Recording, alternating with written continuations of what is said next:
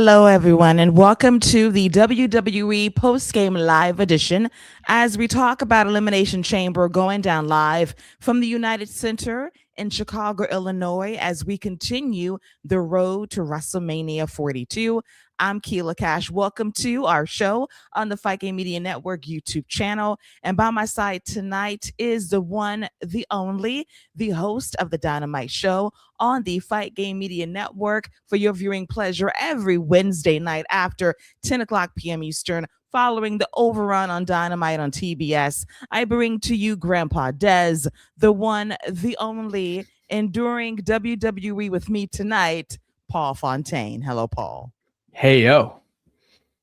Hey, no yo. overrun on this show. No, we ended promptly at 10 o'clock, and the post show just wrapped, as well as they tried to segue to AAA live on YouTube as well via WWE. Nice. So doing some good cross promotion to keep the vibes going if you want more wrestling on your Saturday night. So Paul, how you doing this evening? More wrestling. Yeah, that's what I want. I watched today because, I was on holidays for a while and I had to catch up. So today I watched Raw and SmackDown and NXT and Elimination Chamber, all since I woke up this morning. I don't need any more WWE today. Sir, why did you subject yourself to that kind of content all day long? I had to catch up because I was doing this show. I mean, you know what? I mean, the shows weren't too bad. The NXT I thought was probably the best of the three, but I wanted to make sure I wasn't missing anything. And God, I probably could have went through those shows in about an hour. You know what I mean? Absolutely, not much happened. You didn't miss much. Raw was a show. SmackDown was a show last night, and then we have Elimination Chamber, our last major PLE before WrestleMania in 7 weeks' time. And that's just a fact that we have 7 weeks until WrestleMania. A lot of television time for WWE to burn through heading into their biggest shows of the year. So, Paul, just your quick take thoughts on Elimination Chamber before the show itself, walking into it. What was your enthusiasm level for this show ahead of time? Well, it's interesting you asked that because I had this conversation with a few different people, and I would say it probably felt the same as I do for most WWE shows, which I don't really get too excited about anything besides the Royal Rumble and WrestleMania. Occasionally Money in the Bank, but for me it's just another show. I kind of have it on the same level as maybe just a touch higher than Raw or SmackDown. So for me, if I'm rating it out of 10, as compared to a regular show, a 6, maybe 5.5. I was watching it live, and I don't usually watch stuff live, so that to me was maybe the most exciting thing of all for me, that I was gonna watch it at the same time with people and get to talk to them about it. But in terms of the actual show, the thing I was most interested in is probably the stupid freaking crate, and we know how that played out. You sound so excited about the outcome of the crate gate mystery because I'm so mad about that, but we'll get to it. We're going to get to Paul's soapbox moment on the crate later on in the show. But I have to say, walking into Elimination Chamber, I felt not excited. I felt like I have to watch the show because it's part of my job. And I expected good wrestling, but I felt like for the most part, this would be a fairly predictable show.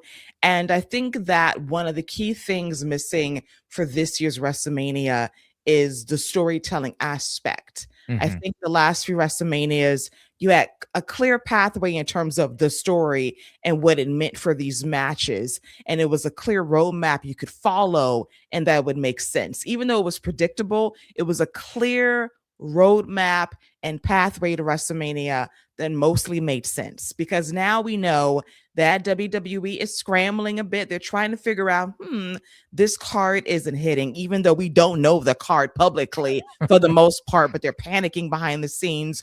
We'll probably see that for WWE Unreal Season 3 as they kind of roll out this plan for WrestleMania that feels very haphazard in terms of, oh my God, tickets aren't selling for this show.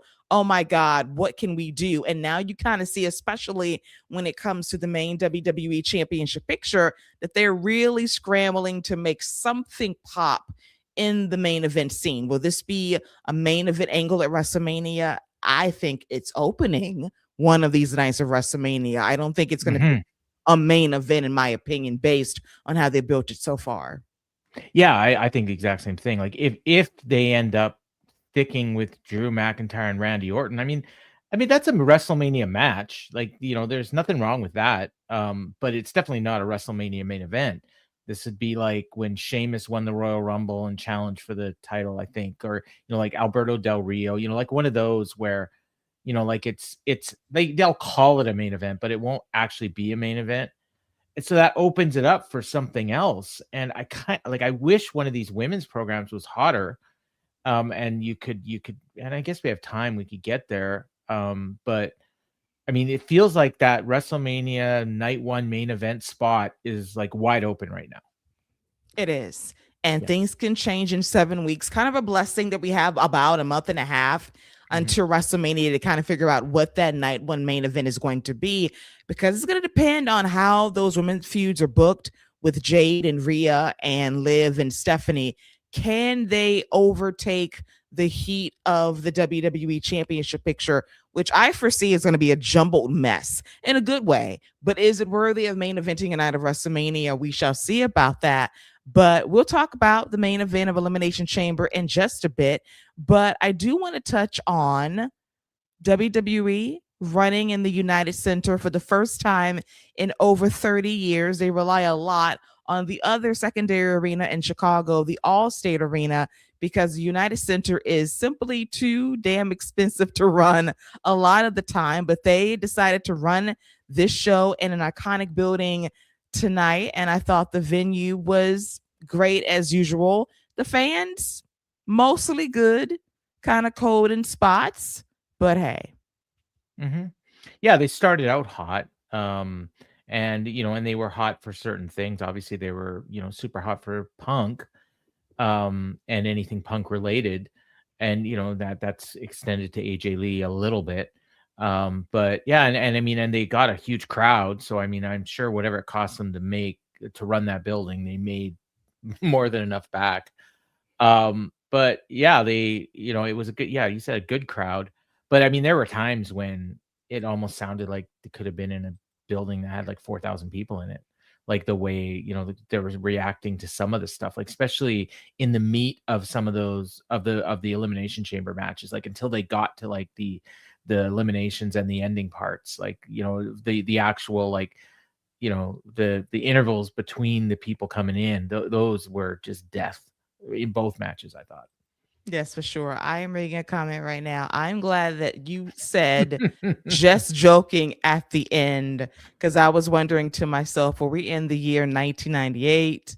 Or in the year 2000 during the trash heap days of WCW? Or are we in the now with Russo possibly booking the NWA? Like, if that's the case, we've really hit rock bottom for sure. But thankfully, you were joking. Thankfully.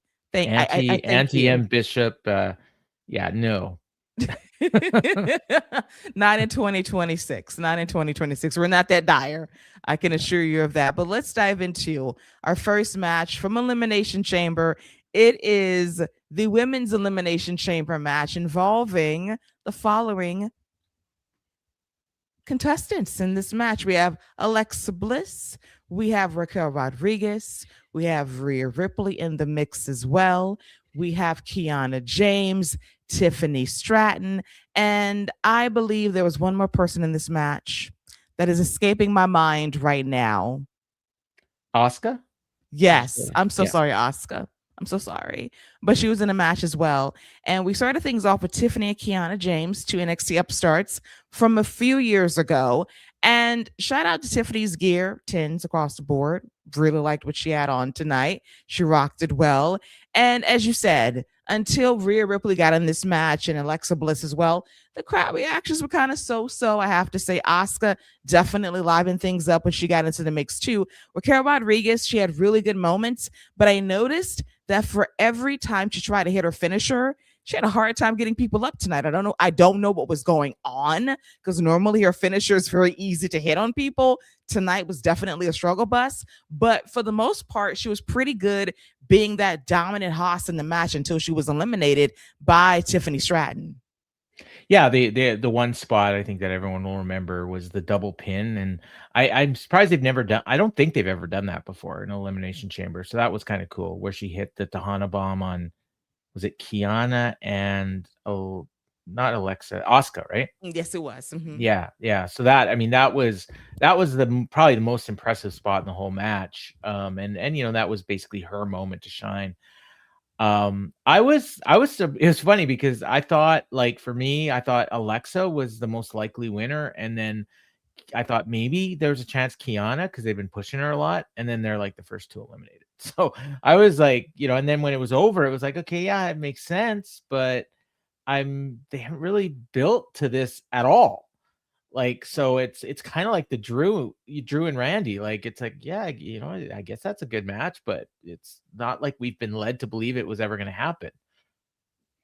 Yeah, that's my thing too. So Yeah. ultimately, Rhea Ripley defeated Tiffany Stratton to punch her ticket to WrestleMania, and she would face Jade Cargill for the WWE Women's Championship. And I'm with Paul. It's like the match on paper looks intriguing, but they haven't done a lot to build it up, because on SmackDown, if you're watching the show regularly, you see Jay making eyes at Charlotte Flair. And you would think that would have been the match they're building to at WrestleMania. And I think one of the main issues with this chamber match in terms of layout was the star power that was missing, that we probably needed a Charlotte and an Io Sky to kind of, drive that wedge between their own teams jockeying for a spot at WrestleMania. And it felt lacking to me in that regard. I think that Rhea is in the Bianca spot if she wasn't injured, so you have to do something. And it is a fresh matchup. And I am looking forward to it. And they have 7 weeks to sell me on it. I think that Rhea and Jade can sell it on the microphone, but we'll see. It's just, I keep thinking about what could have been if Bianca wasn't injured. Because if she wasn't, then she would definitely be in this spot at WrestleMania against Jade. And Rhea Ripley is a lovely consolation prize, but we're going to this match cold. We are, unfortunately, but they got 7 weeks to heat us up, to make us care. Can it be done? It's possible. Will I care in 7 weeks? I hope so. Yeah, I mean, there's a kind of an obvious way to book this. I mean, you just put them in there against people that they can look impressive against, and the irresistible force meets the immovable object kind of thing. Well, I guess we already have an irresistible forces tag team, but you know what I mean. And like, what struck me though was when you saw it, you watched SmackDown, I know you did. They did that segment backstage with Rhea and Io and Jade. And you saw Jade and Rhea on the screen at the same time. And I was shocked at how much bigger Jade was than Rhea. I don't know if she was wearing heels or what, but she looked a good 7 inches taller than her. And I was like, wow, like that's not exactly the image you want to portray for Rhea. But then, now that I know that she's challenging Jade, that's probably the story they're telling, is that, like Rhea's going to be like the plucky babyface underdog, which was probably Bianca's role, as you said. So yeah, we, as much as we're going to complain about the direction, and they deserve some criticism, they really have had a lot of bad luck when it comes to injuries, to key people. And this is probably one example of a make good for something they had to do. Yeah. And they're doing the best they can. And as I said, I think that Rhea Ripley is a great opponent for Jade. It's 2 big horses, big test for her, because you're going to be out there with someone who's been a part of the last few WrestleManias, either as champion or chasing a championship. And now you get to go against one of the very best, undoubtedly so. And it's the classic case of iron sharpening iron. And this is a big moment for Jade in a premier spot at WrestleMania against Rhea Ripley. I do sense, if given time, they could have a really good match, and the chemistry could be quite good if they are just given the chance to explore what they can do in the ring together. Yeah, and the 7 weeks is key because they've got 7 weeks to work this match out, and they'll probably practice it a few times, and I've seen Jade have some decent matches, and as long as it's not something they're throwing together at the last minute, yeah, it'll probably be all right. Absolutely, absolutely. Circling back to some comments, sounded like Kofi and booking Jade, Charlotte and Jade. Definite possibility there. They was teasing it for a while, even dating back to when Jade first debuted in WWE almost 2 years ago. One of the first face-to-face confrontations was her and Charlotte Flair. That might be a money match. They're building down the road, but just not for this year's WrestleMania. And yes, the injury bug has really bit them hard in the last few months or so. And ironically enough, it all started by kayfabing an injury for WWE Unreal. It's the classic case of the boy who cried wolf, and that you cry wolf, and then it finally happens, and it's like a domino effect of injuries, and they have to scramble and kind of rework things for WrestleMania, your biggest show of the year. And that's going to be like the biggest Unreal episode of all, is how these injuries have basically upended this year's WrestleMania for sure. Yeah, and you know, the Charlotte Jade comment made me wonder, like, what's going to happen with Charlotte now, and I'm thinking, and I've been pushing for this for a while, and I know our friend Joe, who does the WWE threads in the Discord, has been on the same bandwagon as me, as having some sort of a multi-team TLC match for the women's tag team titles. And to me, like, that would almost be like my second most anticipated match of either night of WrestleMania if they did it. You know, you have the Irresistible Forces, the Kabuki Warriors, Charlotte and Alexa, Bailey and Lyra, right there. You know, as at least 4 teams, and there's probably Kiana and Julia, another one. You know, like you could have like a really awesome match if that's what they're doing, and I feel like maybe they are. I can't think of anything better to do with any of those people. I talked about that with Scott too on the wrap a few times. I thought that was the direction earlier this year, TLC match.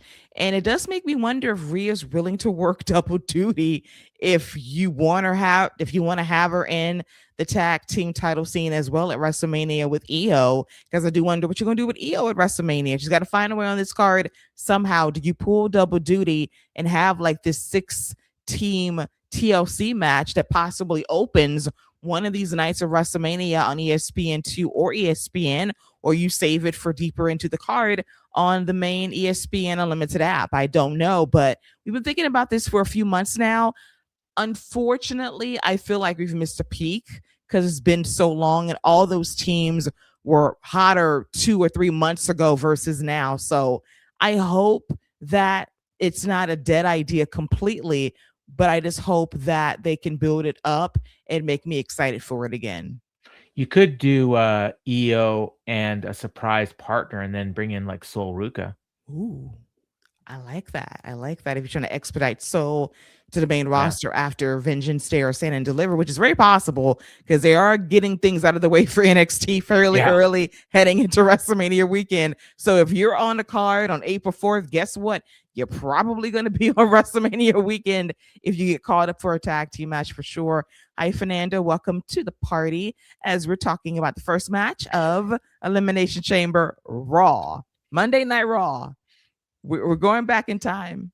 I love you, Fernando. He's a couple days late. That's all. Maybe he thought Elimination Chamber was a glorified episode of Monday Night Raw. Maybe he watched Raw today like I did. Yes. Because you have a pinch of punishment to Overwatch wrestling. Yeah. Well, if I wasn't doing this show today, there's zero chance I would have watched all that wrestling. But I probably would have watched Raw because it was like the next thing I had to watch. But I like to watch things in order, and I've got a list right now. like Chris Jericho, I have a list, and it's got like 9 different shows on it, and SmackDown was not number 2. And you're very meticulous about your list. Oh, I have to say, for sure. Yeah. No, the next one I think I got to watch is New Japan, followed by Collision. Something probably like that. Yeah. In that order, and maybe Triple A. Actually, I'll watch Collision tomorrow. So, okay. Okay, that sounds good. Take a break, Paul. Take a break. Yeah. Take a break. You deserve it. But enjoyed the show. Enjoyed the first match of the show. As we now get to match number 2, which is for the Women's Intercontinental Championship. It was the champion at the time, Becky Lynch versus AJ Lee. This is AJ's first singles match in over 10 years, first match for a championship in well over 11 years. And I thought this match was pretty solid. AJ is still working through the ring rust, but the more reps she gets in, the more comfortable she'll be. She was nervous at times, but I thought for what she was able to do, she was quite good. Becky Lynch is always a great hand in the ring, a seasoned vet that knows what she's doing. I don't understand the weird she can't wrestle chance of Becky Lynch. I want to just basically admonish and basically take the fan card from those fans that said that, the audacity and the nerve of you, please. But overall, I thought the match was very good. Shout out to Jessica Carr for taking several bumps in this match and basically telling Becky, you're not cheating on my watch, when Becky removed the turnbuckle cover midway through, tried to use it to her advantage. It backfired when Becky rammed her head into the exposed turnbuckle. And that's what AJ Lee made Becky tap.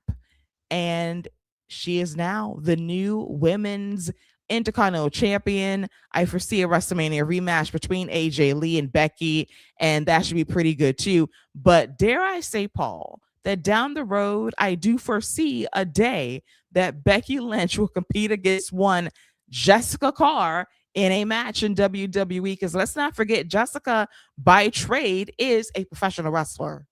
Mm-hmm.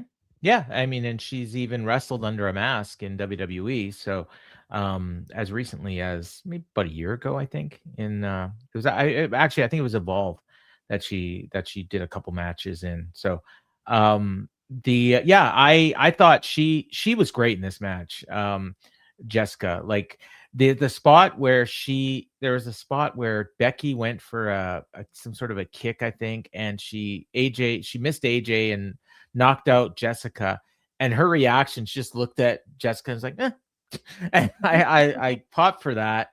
And then, like, Jessica is just so forceful and like telling her the way it is. And then the way they did the spot where it was kind of convoluted because AJ was in the wrong spot. So she had to kind of back up a little bit to get to where she needed to be so that Becky could miss her and hit the turnbuckle. So yeah, you could see that coming a mile away because of how AJ was setting it up, but it was a good story. And as soon as you saw Jessica was in there, like right away, like I started watching the match and I'm like, oh, Becky's not gonna be too happy that crooked Jessica's in there. And then, like literally like 2 minutes later, Wade's calling her, crooked Jessica because he's playing Becky's supporter. And it was a fun little story. And the match itself, it was very, very simple. Like it was mostly just Becky beating on AJ and AJ selling, and then her, coming back and getting a few easily basic spots. She didn't have to do anything tremendously athletic. And it was good. And Becky is one of the best women wrestlers in the world. She doesn't get enough credit for it. And and this was a perfect setup to a WrestleMania rematch. And what I'll be interested to see if Adam Pearce assigns Jessica to this match at WrestleMania or not. If he does, he's diabolical because he's asking for trouble, and Jessica will probably swing on Becky if she pushes things too far. I do believe that. And I do foresee a match down the road. Is it going to be a WrestleMania? I don't know. It might be down the road, but they're definitely teasing something because that tension has been building for a very long time. But I'm happy for AJ Lee. She has a championship again in WWE. Who would have thought that this time a year ago, hell, even 10 years ago, seemed like a very faint possibility. But here we are. And she wins a championship that didn't even exist when she was last in WWE. Really shows the growth and the remarkable highs this division has taken in the last 10 or so years. And AJ Lee was definitely a building block of that division to where we see it now today. Shout out to Michael Cole for calling AJ Lee AJ Styles. Oh, wow. That's not the only name he got wrong. Well, actually, no. It was the announcer that got a name wrong in the main event. Oh my God. Yeah, we're going to talk about that in a bit. Yeah. The guy is not my favorite announcer. I miss Samantha. Yeah. I miss her dearly. I miss Alicia. Where was she tonight? I just Kelly Kincaid, you know, well, I guess You is out. know, She's there. She's yeah, done now. yeah, Yeah, she's good though. yes. Yeah, the guy on NXT isn't even terrible. Yeah, Mike is perfectly acceptable. I like Mike Rome. Yeah, Mark, I have issues with. I just think it's just very affected how he yeah, does announcing. I don't believe it. I'm not excited organically when he announces matches and introduces people. It's just a me thing. And tonight it was no, peak, it's not peak. just you. It's not Yeah. just you. I have a friend that I've been watching the shows with lately together. We didn't watch it tonight because I was at home, and but he is always railing on that guy, and I kind of just let him go, and I never really noticed him, but tonight I really noticed him. Yeah. A lot of people really notice it too, and not a Yeah, good way. Like, I need Alicia back. I need Alicia yeah. back on these PLEs immediately, please, Or God. even Lillian. Like, what's going Yeah. on? Yeah, I like Lillian. She's really good. Yeah, yeah. I'm not feeling it. So perfectly good match. Happy for AJ Lee. Hmm. They're gonna run it back at WrestleMania. If Jessica Carr's a referee, we need to make it a triple threat because seriously, Becky is going to hit her and Jessica will hit her back. It reminds me of when of how Tony Khan used to always assign Renee Paquette to interview Hangman when he was Mhm. feuding with Moxley. It's like Yes. they're just trolls, these bosses. Yes. Yeah, yeah, Yes, absolutely. Knowing damn well how awkward this is. yeah, yeah, It's so awkward. yeah. But so yeah, we'll probably get her repping that match again at Mania, and then yeah, maybe Becky goes nuts on her afterwards, and then we get a match on Raw or something, or even Backlash. You could do it Yeah. at Backlash. Yeah, I foresee it as well. As we get to our next match, which was for the World Heavyweight Championship, a rematch from Ireland a few weeks ago, Belfast to be exact, on Monday Night Raw, running it back in Chicago. It was Finn Balor versus the best in the World Heavyweight Champion, CM Punk. And shout out to WWE because we hadn't had a really good, cool interest in a minute. You're in Chicago, you're in the United Center, and you're in a place that has seen a lot of wonderful memories involving the 1990 Chicago Bulls. So we got the old school classic Chicago Bulls music, the announcer introducing CM Punk making his way backstage, rocking the jacket. I just love the simplicity, but also the coolness of this entrance. I really do. It was great. We were missing Benny the Bull. That would have been like the cherry on top, but hey, can't have it all. But I really enjoyed this entrance. I loved it. It felt big time. And this is a very important point to make that since Punk's been back in WWE, he has not wrestled in Chicago. That's Yeah, wild to me. He has not wrestled in WWE in Chicago in 13 years. So to be in the United Center for this moment, if in this moment, possibly for the last time, was pretty cool. Your thoughts on the presentation for Punk's entrance? I loved it. As somebody, like, I'm not the biggest basketball fan in the world, but in the 90s, I was definitely watching the Bulls whenever they were on TV. So that definitely brought me back to that.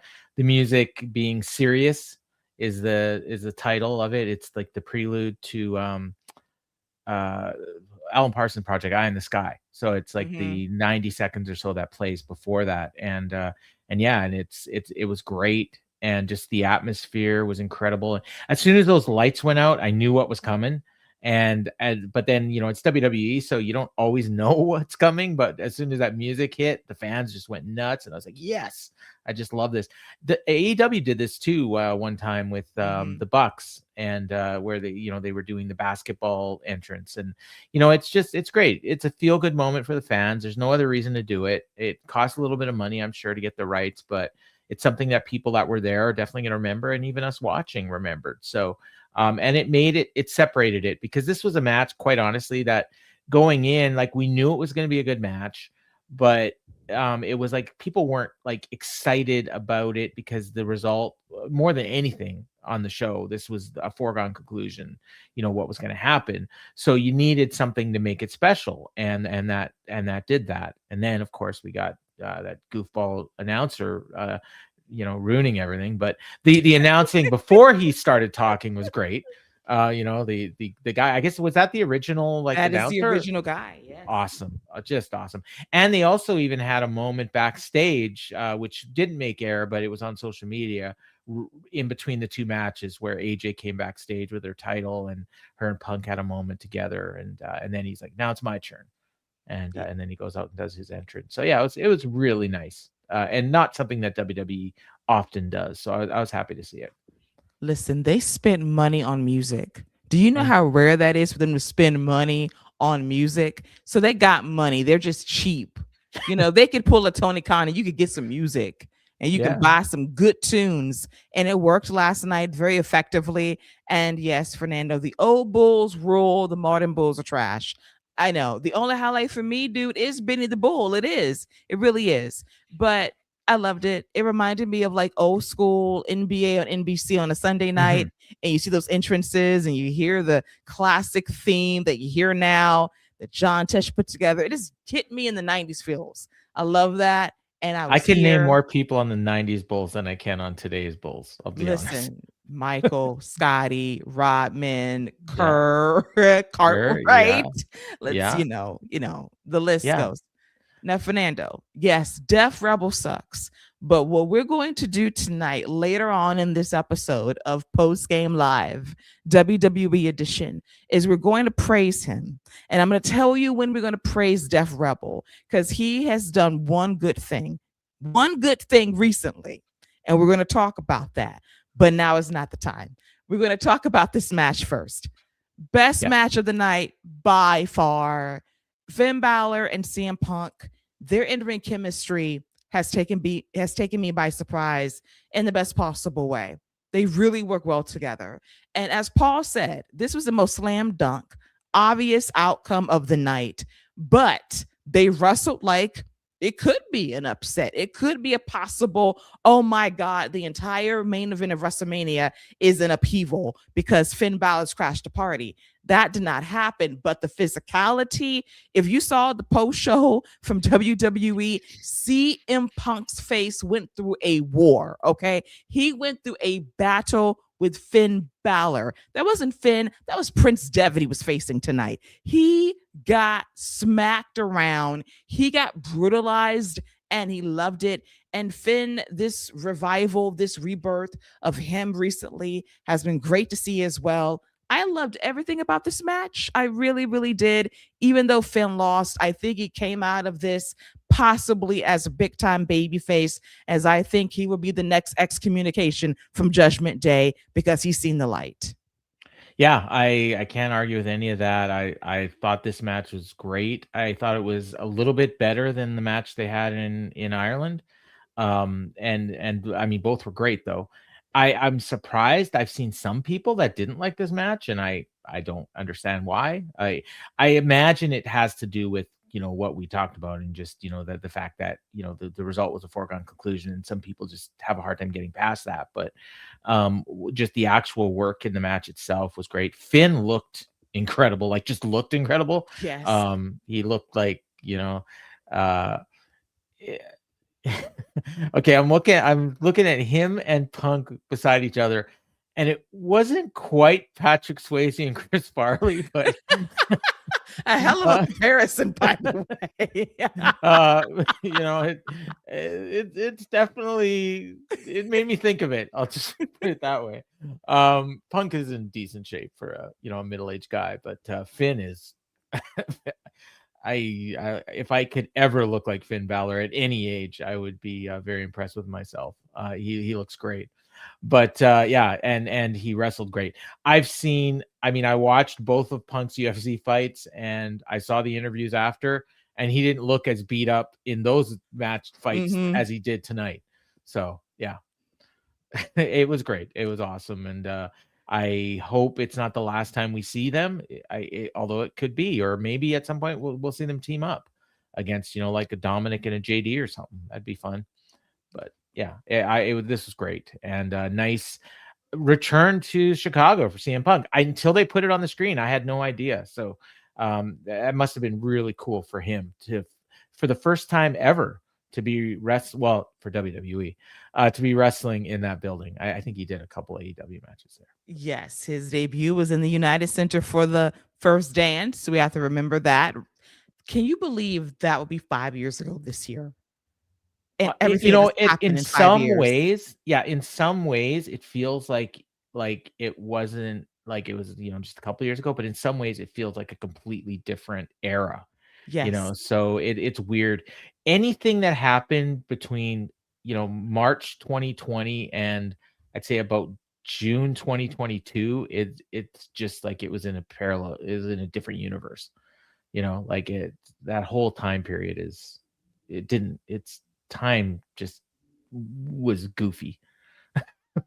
It is a fever dream in a lot of Yeah. ways. It was a life that we all experienced in I think various you and ways. I used to host this show during that time period. We did Yeah. during the early days of the pandemic, Lord, when there Yeah. were nobody there in terms Yeah. of crowd. What a time! What a time when we just started Yeah. connecting. God, it feels like a lifetime ago. It feels very unreal in a lot of ways. I want to circle back to this comment. Just happy they didn't job the demon out again. You know what? I thought for like a split second we was going to get the demon tonight, but I thought to myself, we should only see the demon if he's going to win. Correct. Period. Moving forward in WWE under the Paul Levesque administration, Finn should only be the demon if he's winning. Period. If he's not going to win, don't put on the paint. I like Fernando's comment there, and you that could be the demon. The 3 down from the one you just highlighted there. Finn Balor is beating Dom for the IC championship. I don't think that's going to happen, but I would love to see it. Yes, and you know what? It's a full circle thing. Yeah. From last year's WrestleMania to see it run it back here for this year's WrestleMania, if Finn were to upset Dirty Dom, I would love to see it. I really would. I think that one of the best things that's happened to Finn is that match in Belfast that's kind of reignited him as of late. And as you said, he's in phenomenal shape. This man is going to be 75 years old and he will still have 3 abs by that time in the next 35 years because that man is ripped to shreds, in phenomenal shape. And we look at Punk, who is in the best shape of his life. It's like night and day. It's like, can you compare the two? But Finn is just otherworldly in terms of physique. And during those ring intros, he was just standing there and he had he was accentuating it. Like, yes, look, I mean, I'm heterosexual, but dude, I mean, that dude looked fine. Listen, for those of you that know me very well and know Scott too, who I'll talk to on Monday, y'all know that there is a plate, there is a franchise in honor of Finn Balor, cheddar biscuits, Red Lobster. He won't eat a single biscuit because of carbs, but they're sitting there for him because the man just, come on, it's undeniable. I will go on a limb and I say I am springing for the lobster bisque for Mr. Devitt. Absolutely, he deserves it. He might eat that too. He might eat the bisque. Good protein. It is. He won't touch the biscuit, but he'll eat the bisque for sure. But yeah, Finn looked great. Really enjoyed the match. Best match of the night. Love the celebration between AJ and Punk afterwards. The two champs and their respective divisions. Love that for them. And the handshake, with Finn and Punk almost brings you back to Ring of Honor. And it got me thinking, I don't think Devitt was ever actually in Ring of Honor, but might as well have been. Honorary member. Yes, honorary member. And I love that too. So that kind of solidifies Finn's new direction and fans rooting for that. And because of that, we're going to be delaying Dom's face turn by another year. And that's fine with me. You know, well, we he's can a delay face it. in AAA. So he's got the best of both worlds. Face in AAA, heel in WWE. Because of the story, we can prolong it for another year because Finn right now, I think, has the hotter hand of being a more viable face in the moment. Oh, okay. Total non sequitur, but just popped into my head and I want to mention it before I forget. Speaking of AAA tonight, have you looked at the card? Yes. You saw the one match? So it's Ethan Page, right? Yeah. And Omos. Yes. And who are the other two? Dude, I'm trying to think. I'm trying to blank. It is the most bizarre match I've ever seen in my life. Oh my god, it was. I can't wait to see it. I may have to watch that instead of Collision, actually. Once we get the names together. It's not on the it's not on his cage match. But just I saw this graphic and I want to say it can't be, is it Iguana? It's like I'm just watching this and I'm like, oh my god, I gotta see it. Oh, you know what? I know where it is. Talk for a second. Okay. I'll find so it. As he's finding it, we have Punk and AJ celebrating. Love that moment for them. Oh, here it is. Here. Yeah. Oh my god. How did I forget? So the El Hijo del Wagner Jr. was the third. And Pimpinella Escarlata. I saw that graphic and I was like, is this real life? Oh yeah. It's real life. It's happening like right now, I believe.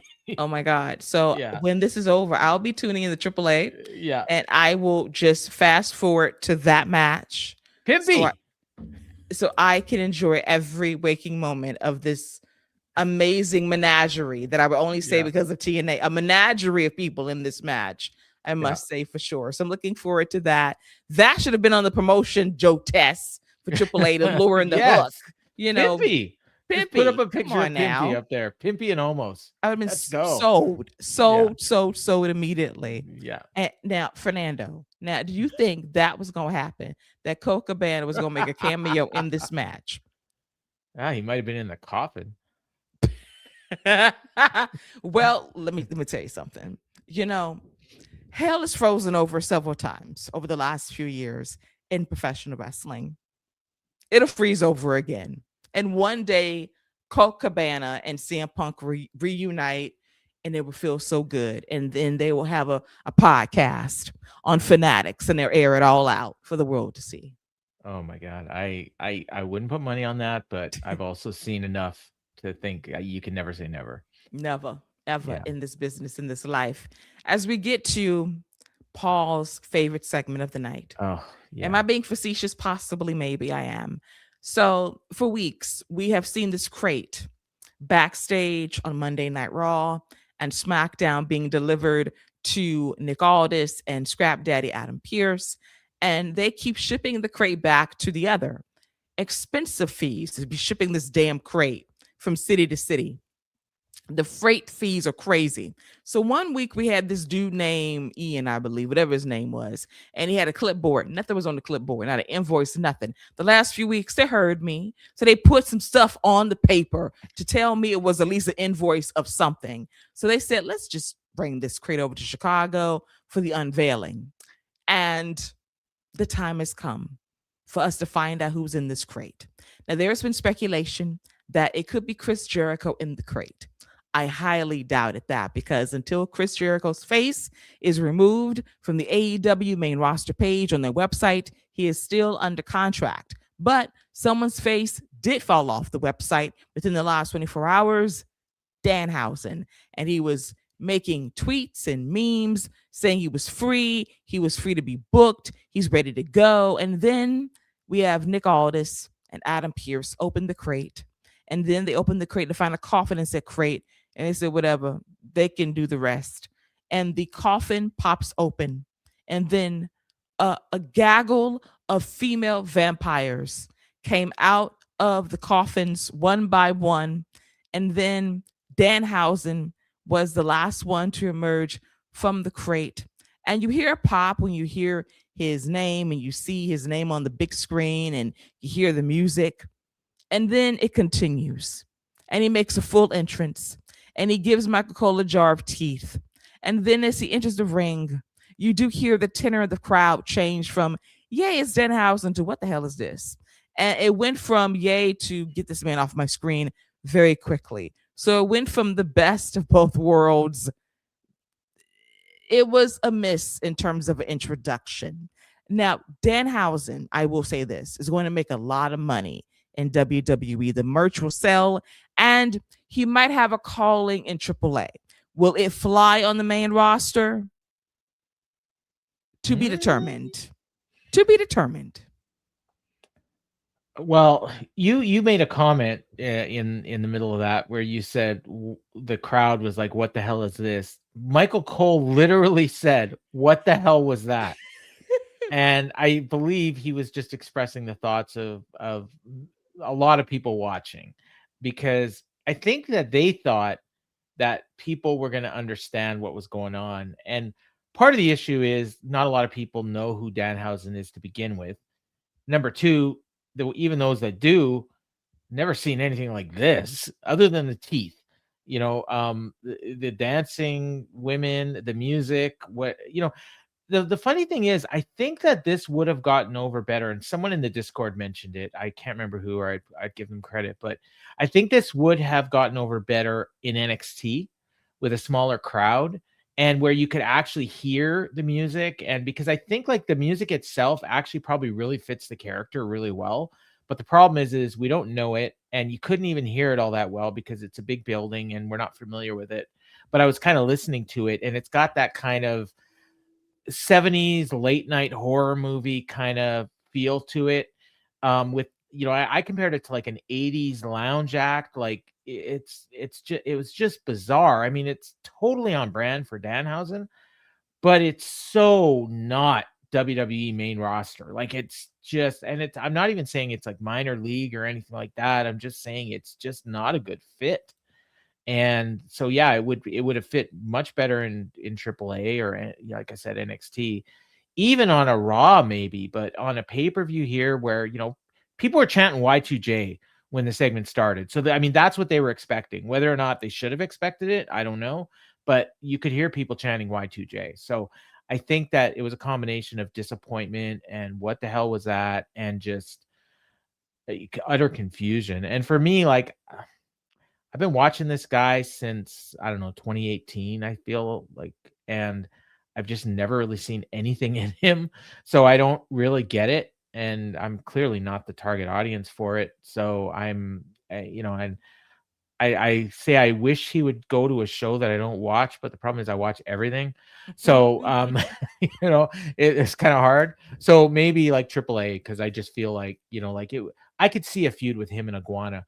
But I had this mental thing pop into my head, and it was Danhausen speaking, and he has Watanabe, who is the original name of Evil, and Hiromu, and he says, "Very nice, very evil," as a joke, and that's it. Like that's the only thing I can come up with for him in in the next 5 years or however long he signed for. So, good luck, Danhausen. I hope you made a lot of money.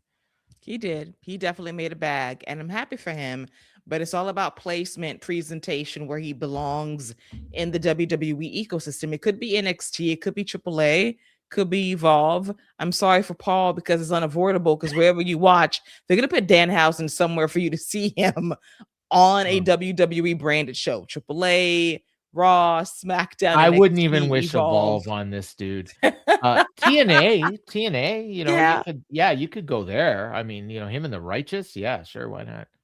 Yeah, so I feel like that's a possibility with that relationship. He could moonlight in TNA as well. But comment here, my pick for the Create Evil, good for Danny Boy. Keep him away from the Wyatts. Yeah, that is out of Vortex. I want to see him in either. But I'm happy for him. Get the bag. I'm sure he got paid a lot of money to do this gig. He should sell merch for WWE, but it's all about the audience. So you're going to be targeting. You know what? You could do something with him and Chelsea. Yes. Chelsea reacting to him. Okay, that's money. I could see that. Chelsea, Ethan Page, and Danhausen in a room together, and Kit Wilson. I need. Oh my god! I need all of that in my life. Yeah. Obafemi, and Danhausen. I need that in my life. Kit when you Wilson. think about it, Kit Wilson. I love that song. It's a bop. Got it on repeat in my van when I drive to work. I just listened to it like 74 times on my way to work. It's great. On every third full moon, Def Rebel will just go in the lab and just produce a classic. Yeah. He'll go in there and he'll just hit a song and it lands. It will land. And good for Danhausen. Congrats to him. As we now turn our focus on to the main event, and it is the men's Elimination Chamber match. The winner of this match will face Drew McIntyre for the undisputed WWE Championship at WrestleMania 42. And we have Trick Williams coming out first. And the fans absolutely love themselves some Trick Willie. And he comes out there and he just absorbs the entire moment. He works the chamber. He's on the pod. Even Wade Barrett is like, this ain't normal. Like, this is just something special that you're seeing, gestating before your eyes, a star being born by just mere presence alone. Yeah, I saw it. I mean, you've been seeing it every week. Where it really was apparent to me was in I think it was the opening segment or the second segment, maybe of SmackDown yesterday, where he was in there with all the main eventers and he outshone them all. Like, he is that dude is a star. And then, when Javon was out there, like he wrestles great, better than just about anybody, but he doesn't have that star power that Trick has. And that is more important in WWE than the wrestling. Obviously you have to be able to wrestle, and Trick can wrestle, but he is every week getting over. And his compatriot who's coming up at the same time, Oba, same thing. Like, they have a couple big time main eventers sitting in their pocket just waiting. And this was his moment. And it reminded me a little bit of Montez Ford a couple years ago. Yeah. But better, because Montez dazzled people, so kind of like Javon in that way, and he's got more star presence than Javon, but this was him controlling the crowd. The crowd wasn't reacting to him, he was controlling them, and that's a key difference. And I'm so excited about what's next for him. I love that. Yes, he is Timothy. He is absolutely. I just loved it when you get Wade Barrett speechless, saying, "I'm seeing something special here." It's incredible. I loved it. I think that Javon's entrance too, as I'll get to in a minute, it was special in its own way as well. Then we have LA Knight come out, good pop. Logan Paul is hated, deservedly so.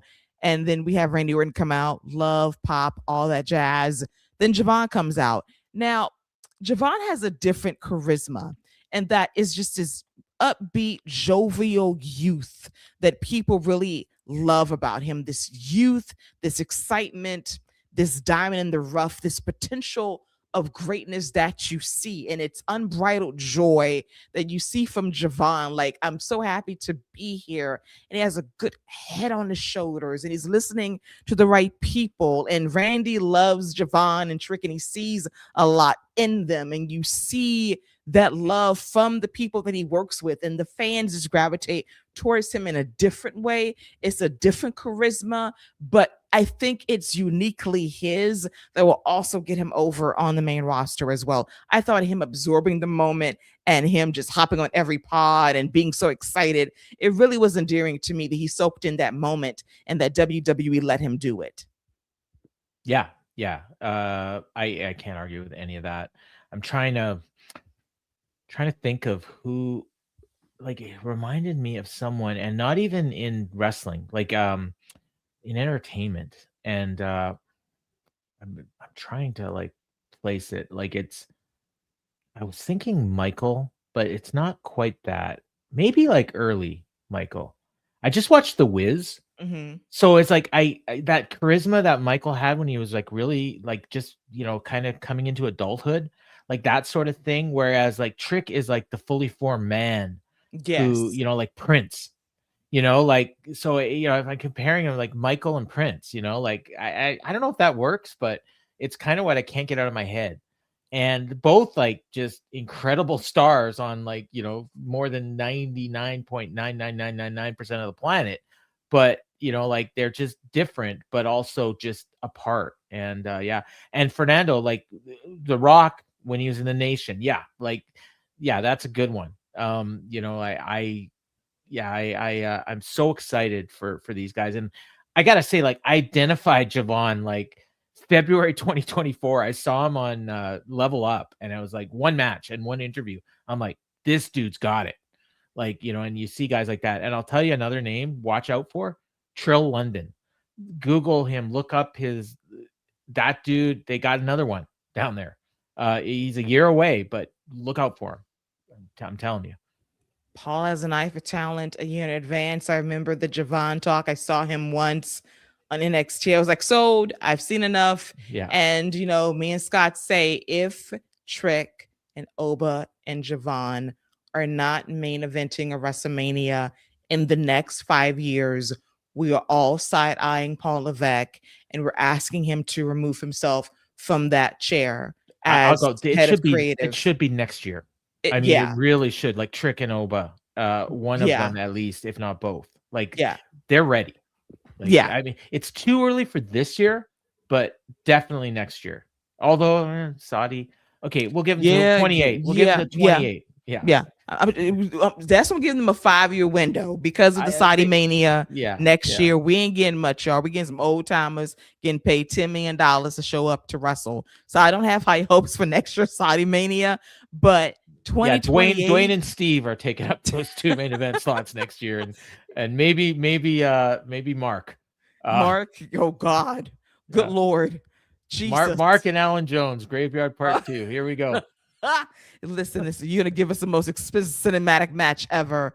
Yeah, do it in the desert, yes. But that's why I said 5 years, because I'm trying to be realistic. We're not gonna count next year. But no, 5 years is too long. Like, I'd say 28 by 28, which is like two and a bit years. Like, there's no reason they shouldn't be main eventing WrestleMania by 28. You know, and then they've got Braun, I should say, not Brock. Braun, Mello, like they've got a nice little crew coming up. They're on the come up for sure. I love that. And Fernando, new Trinity of WWE, very well could be for sure. And then Pride of Malachi, now known as Javon. Melanated Trinity, even better. Yeah, listen, Melanated Trinity, we love that. Oh, speaking of Trinity, should be back soon too. In about 8 months. Really? That long? The baby's due next month, I think. Oh, so okay. Yeah. We ain't seeing Trin till like the Royal Rumble 2027. Oh, that's too bad. I miss her. I miss her too. God, especially during WrestleMania season. Man. You heard me. You heard me, fool. I miss Naomi Ideal. Oh, yeah. And then it's coming. Pride of Malachi, now known as Javon Trick, is a PC success story. He absolutely is. And Oba is just great. And where the hell is Royce Keys? He's on What's Your Story with Steph McMahon. And he's told a great story. I think he did a main event match. So you can watch him on YouTube on Thursday. NTM Bishop. Yes. Listen, a free and accessible globally now, no longer geo-blocked in the United States. You can now see main event unlocked on YouTube. And you know what? I will say it's a good show. It's 30 minutes. It's 3 matches, and they're usually good matches. There's worse ways to spend a Thursday night. Yeah. And unlike Ring of Honor, it doesn't cost you anything. It's free. I love free 99. I dig that for me as well. So he's on main event. We should see him on WWE television soonish. They're trying to slow build his run. Love the interview with Stephanie. It's really, really good. And it just gives people great insight into his story. I thought there was a chance he might be in the box. No. No. Yeah, no, I mean, I just I thought, maybe as a setup for Jericho, someone, Ryan in our Discord had the idea that the box would be full of all Jericho's old gimmicks, and then he'd like burn it or something, like if it was Jericho, like it wouldn't actually be him in the box, but it would be all his gimmicks, the symbolism of it. Yeah. But instead we got a dancing vampire. So until Chris Jericho is off the AEW main roster website, he is still under contract. Now, it makes me wonder, contract tampering, because apparently negotiations were happening with Danhausen and WWE. That did not happen within the last 24 hours. Let's just say that. So I do wonder, what is the window of negotiation? Did you just let the contract lapse and allow them to talk to people closer to their release date? That's what I'm getting at this juncture. Well, there's ways to talk without actually officially talking. Like, you mutual friends, stuff like that. It's like, okay, as soon as your contract's up, there's an offer here. Yeah. Like, and that's it, and the guy can even go back to Tony and say, hey, I could get this from WWE, and Tony would be like, hey, better them than me. Because I'm not You're going to do free on February 28th. Bye. it. Bye. Yeah. Adios. Bye, Hausen. All right. Shade. Bye, Hausen. That's actually clever. I love that. And then we had our guy, Cody Rhodes, start the match with Javon. And for 5 minutes, they gave us great wrestling. I enjoyed it. And then we had Logan Paul enter the match. And Logan Paul annoyed me to no end by trying to run the table in this match, as LA Knight came in next. And then we had Trick come in after that. And then after that, it was Randy Orton. And I will say this match was a mess. It was very disjointed in spots. LA Knight didn't have a good evening. Slipped off the rope. I had a feeling that was going to happen because I always wondered the risk and reward of him doing that move and wondering if he's going to botch it. It happened. And I was like, oh God, not good. And he was quickly eliminated by guess who? Logan Paul. And then Logan Paul eliminates Javon Evans after doing a great splash off the top of the pod. That made me sad. And then Logan Paul pins Trick Williams after Cody's crossroads on Trick Williams. So this man is running the table and I am annoyed.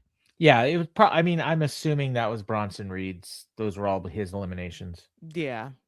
Yeah. So, playing the part of Bronson Reed, a very much thinner, taller, less Samoan person.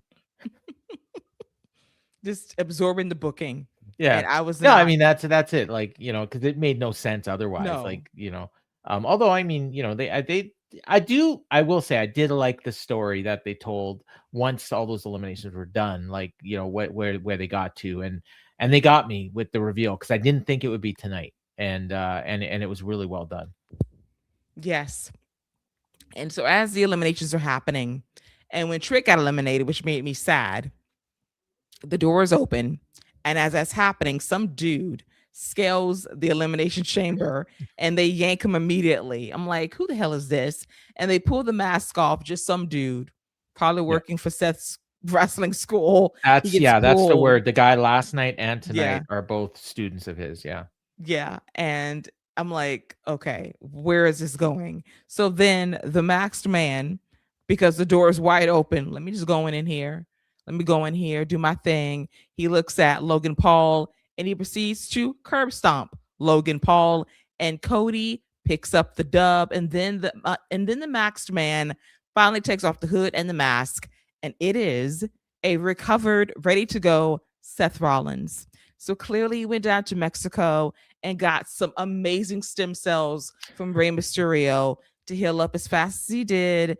And now we have Seth Rollins killing his own vision. Now, what we have with the vision ain't much. It ain't much of a vision right now. This should be a cakewalk heading into WrestleMania. It ain't much competition. He will need a tag team partner. I'm calling it Get Bad Bunny because that's the only way I'm gonna care about anything involving Logan Paul and Austin Theory. Call Bad Bunny if he's available. Yeah, that's a good one. I mean, Damian Priest, maybe. Yeah, I need Bad Bunny. You don't think Benito's got better things to do?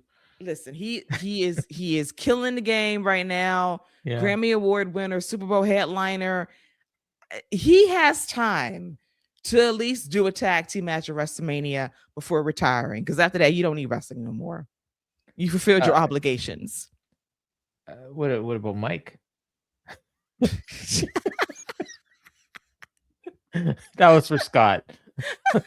Who is that? Who is that man? I don't know who that is. I don't know who Mike is. Oh, you could get Oba. You could. I mean, that's a weird match, but no, because Oba's gonna wrestle Brock. Yeah, forget about that. Yeah. LA Knight, maybe. Oh hell no, I'm good. Well, there's a history there, but that's not a sexy tag team to me. It's not attractive to me. Javon. Possibly. It's still what else weird. It's a little weird, but they have 7 weeks to figure it out. Yeah. So I do love the fact that Seth was able to Cody a solid after what they went through Mm-hmm. last year. Like, he helped him win. And so Yep. he walked away like a G, happy to see Seth back in the action of it all. And then Drew McIntyre, habitual hater of the year, comes out because he doesn't want to face Cody at WrestleMania. He smashes him with the championship belt. Randy's unhappy about this, so he RKO's Drew McIntyre. And Cody hits a crossroads on Drew McIntyre. And Randy says, RKO to you, Cody Rhodes. And Randy Orton pins Cody to punch his ticket to WrestleMania. I was pleasantly surprised because heading into this match outside of Punk versus Finn Balor, if Cody would have won, this would have been the most predictable outcome of the night. And I think the fans might have booed it. I think it would have been a very strong possibility. And I think this is one of the matches that WWE was panicking about, running it back with Cody and Drew at WrestleMania. I would too, because listen, I love Cody, I love Drew. Their feud is running on fumes. It does very little for me. So for Randy to win, it creates a wrinkle and it opens the door for a multi-man match at WrestleMania that's justifiable because Drew has stuck it to the likes of Cody and Jacob Fatu in recent weeks, and now even Sami Zayn as well. Could he be a wild card factor? Possibly, maybe. But this is probably the key match that has given WWE creative headaches over the last several weeks. Yeah, it's funny. When Aleister Black pinned Randy Orton last week, it was weird. You wonder, okay, why did they do that? And my thinking now is potentially, and I'm going a little bit different than you and most people. I think they may end up doing the singles match of having it be just Randy Orton and Drew, and Randy wins, and then Aleister Black having that pinfall win over him could be his first challenger at Backlash or wherever they want to do it. And then, okay, so that obviously leaves Cody and Sami and Fatu, and you can have them just do a 3-way match at Mania, and call it a number one contenders match, just call it whatever. Like all three of them obviously have beef with each other, and they have all have their eyes on the title as well. So you could do that, and I think there'd be enough interest in that match that you don't even necessarily need the title at Mania. In fact, I dare to say I think more people would be more interested in that 3-way than they would be in the singles match with Randy and Drew. But then that also gives you Randy having another world title reign, and I think that would put him up to 16.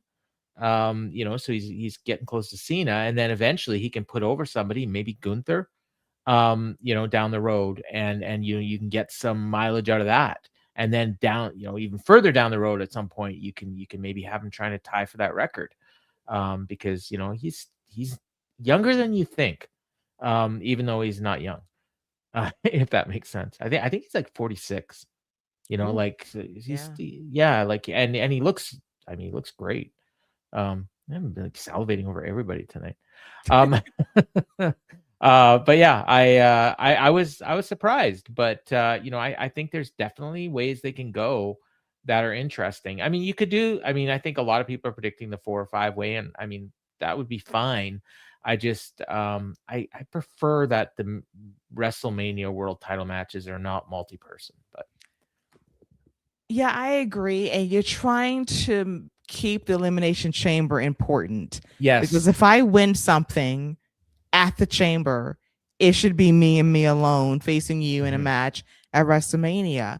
I don't need this to be a convoluted mess that waters down the meaning of the Elimination Chamber match and what it means to win it and to get a key match at WrestleMania.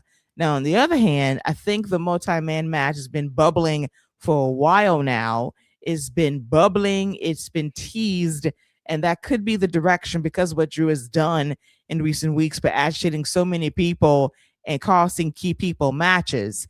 Randy and Drew on paper, it sounds all right.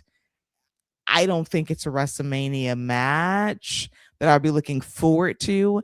That's why I'm leaning towards a multi-man. It does water down the Elimination Chamber, but at the same time, Drew's been agitating the key people for weeks now. And we have to figure out also who attacked Jacob Fatu months ago backstage, who attacked Jey Uso We presume it's division. Was it division? We don't know. So there's a couple of mysteries going on for sure that they can figure out and play with, but we'll see. But I can tell this was clearly one of the matches of WrestleMania. They were wondering, what can we do to juice it up? Yeah, and this is what they went with. So we'll see. As we've said many times today, they've got 7 weeks to figure it out and make us care. Hopefully they do. As of right now, I'm curious, but I can't really say. Again, I obviously I would like it if they did the idea that I came up with, but I'm not close to like, oh, it's gonna suck if they don't. You know what I mean? Like, but I do think like what you're talking about, and it goes to what like how the crowd reacted, and even the wrestlers themselves in the match. And you made the comment, I think, in the Discord, was like everything just felt a little off. And I think part of the problem was that this title that they're competing for a shot at, it feels like a consolation prize. Mm-hmm. And like the main one is the Rumble. And then it's like the second chance. That's what the Elimination Chamber is now. So it's a second chance for the second belt. And then the problem is that the crowd didn't really have a favorite. And you need that. Like people need to be like, oh, we really want to see Cody. They're not there with Cody right now. And they definitely weren't there with Randy. They popped because it was a surprise. I think they probably would have popped for Trick for the same reason, or Javon, as a surprise. And then, LA, I don't think people, they like him and they like to chant and everything, but I don't think people are clamoring for him to get a WrestleMania world title match. So that's part of the problem, is that and it also came after Punk, who was the guy they all came to see. So, maybe in hindsight, they should have main evented with the Punk match, but I think that they thought that the Seth thing was probably more important to have in the main event. So that's why they did it.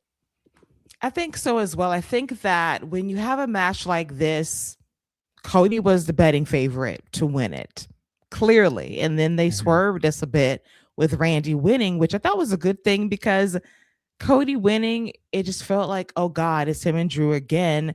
And I don't want to see that match at WrestleMania again. And it speaks to kind of the direction for this year's WrestleMania, that these matches, at least behind the scenes, being scrambled together, isn't the greatest. And they have to kind of pivot, even though it's not being so directly to the people on paper just yet. But if you're leaning in that direction, it doesn't give me confidence at all. Like, okay, like this match is something that I'm really looking forward to. Not necessarily. So we'll see how they play it. I like your idea of the possibility of Sammy and Cody and Jacob fighting in the number one contenders match. That would be cool. But I just get the sense it's going to be a very busy multi-man match for the WWE Championship. And I will say they have at least laid the foundation to make it make sense, even though you're sacrificing the chamber itself a bit because of all of the outside interference. Yeah, and then it becomes a harder sell next year when you got all these people saying, "Oh, it's my last chance," and you're like, "No, it's not." You can find your way in. Yeah. Just attack people. It works every time. Yeah, and then and we should mention too, unless you were going to wait till after, but they did make, because of what Drew did, Nick Aldis is making him defend his world title against Cody next week. So we get Drew, Cody, 6? I don't know. It feels like it.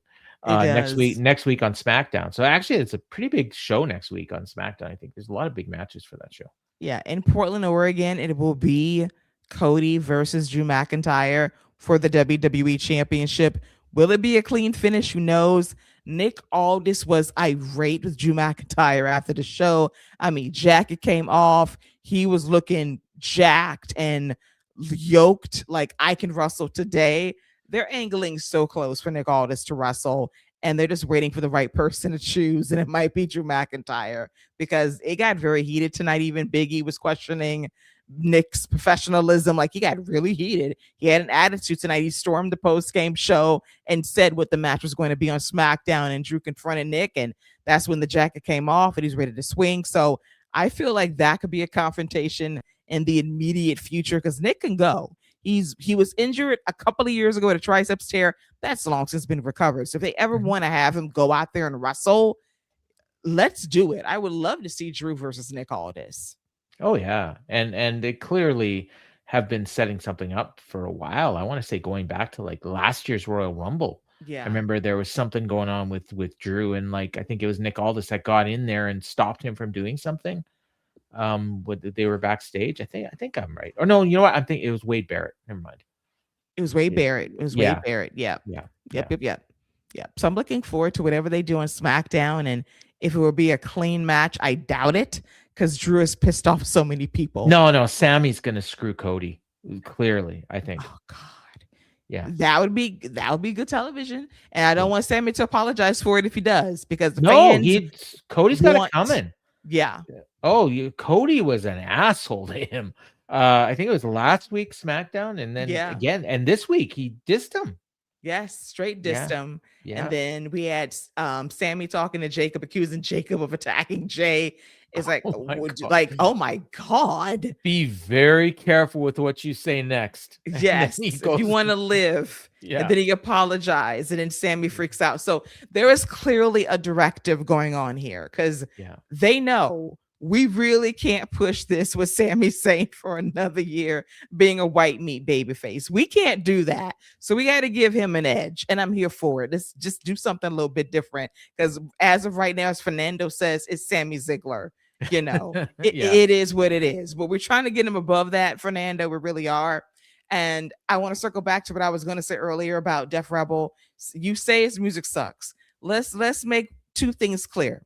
The man knows how to do tracks occasionally for Kit Wilson #1 and for Trick Williams #2.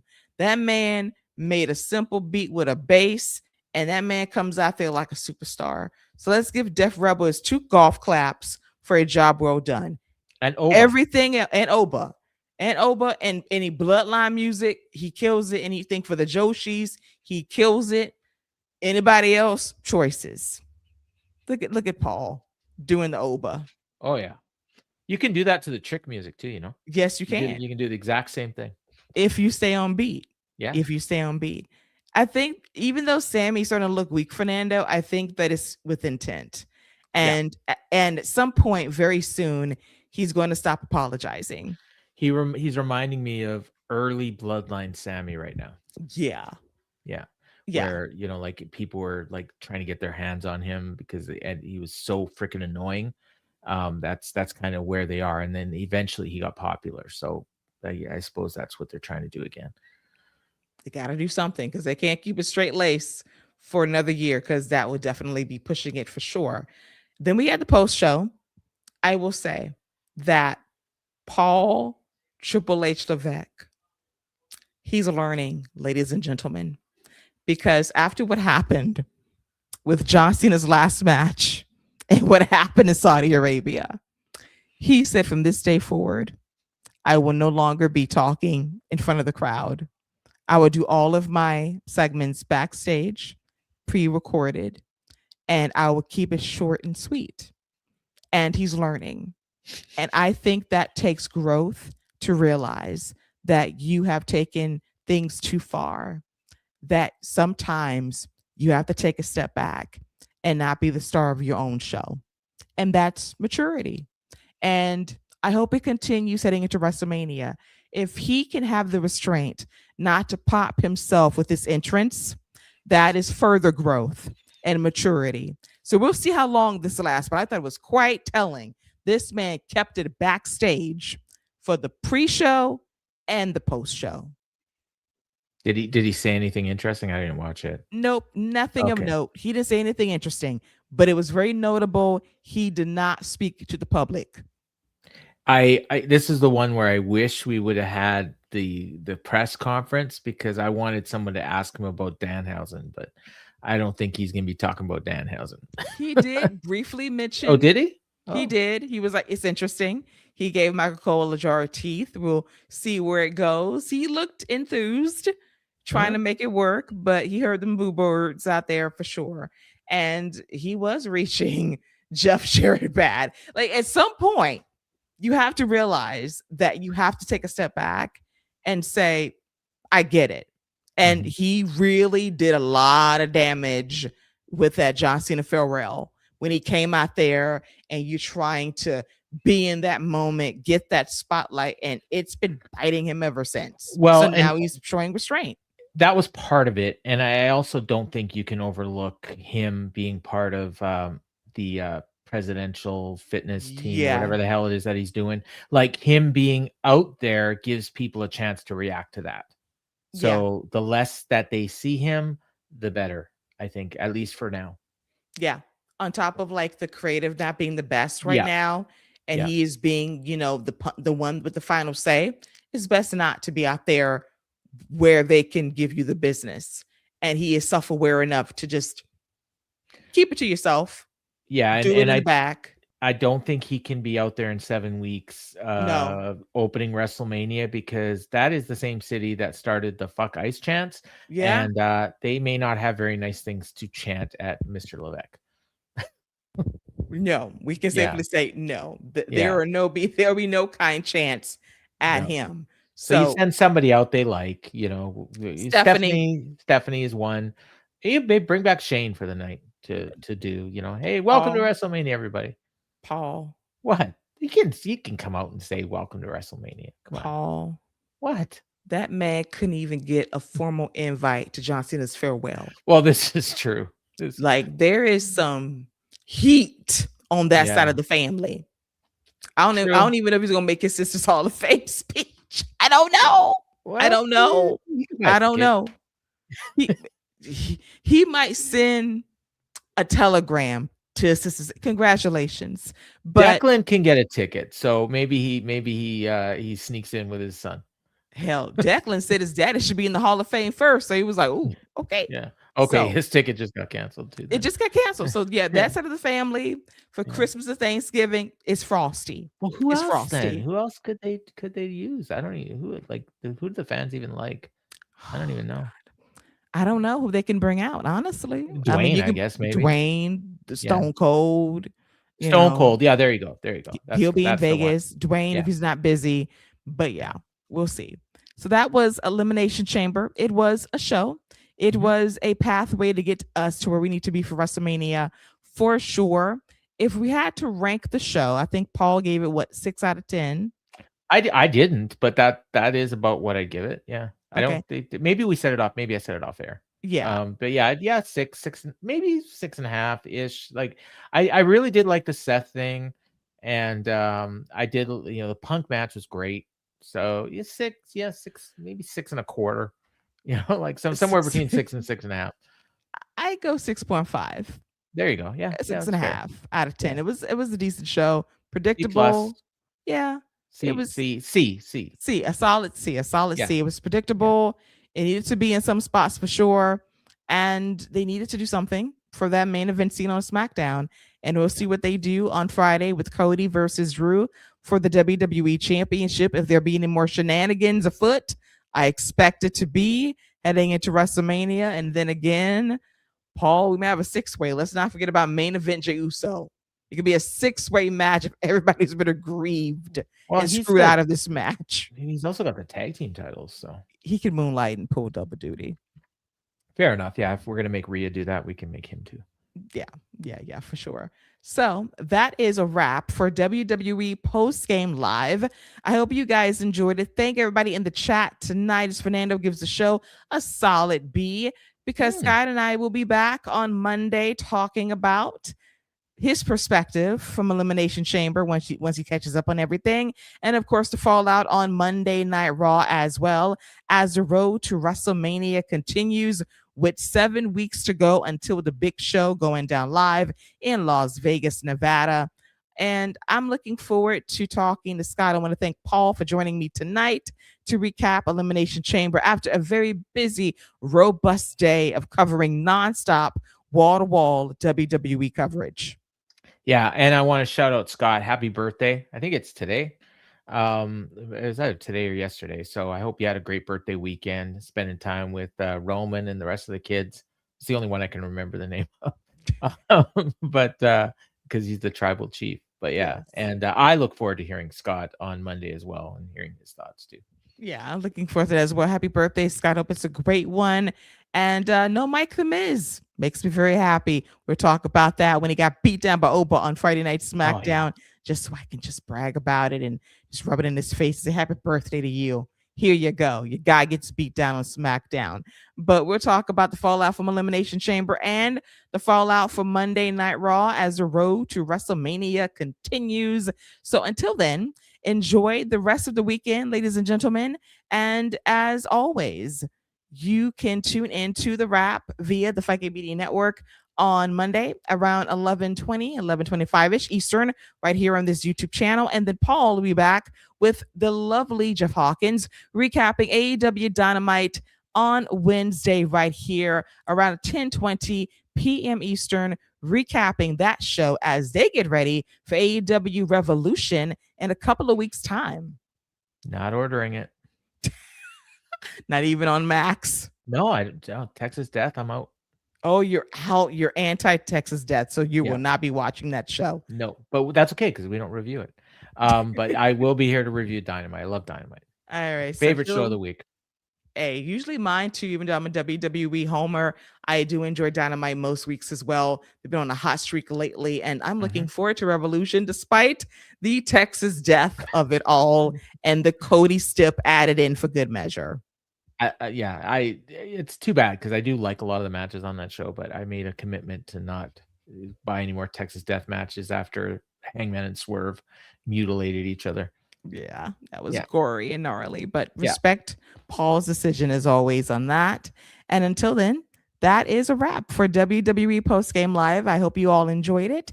And I'll be back in a couple of days' time recapping Monday Night Raw. In fact, I will be back in about 12 hours with Mel and Sam for the Power Bombshells 4th anniversary special. Looking forward to that. So I'll be hopping on that stream talking a little bit of AJ Styles, a lot of AEW as they hype up Revolution as well in a couple of weeks' time from the Crypto.com arena in Los Angeles, California. So until then, thank you all for tuning in tonight. We appreciate you as always in the live chat and watching live here on YouTube. For myself and Grandpa Des, Paul Fontaine, that is a wrap for WWE Post Game Live. Take care and bye-bye. Bye, Hausen.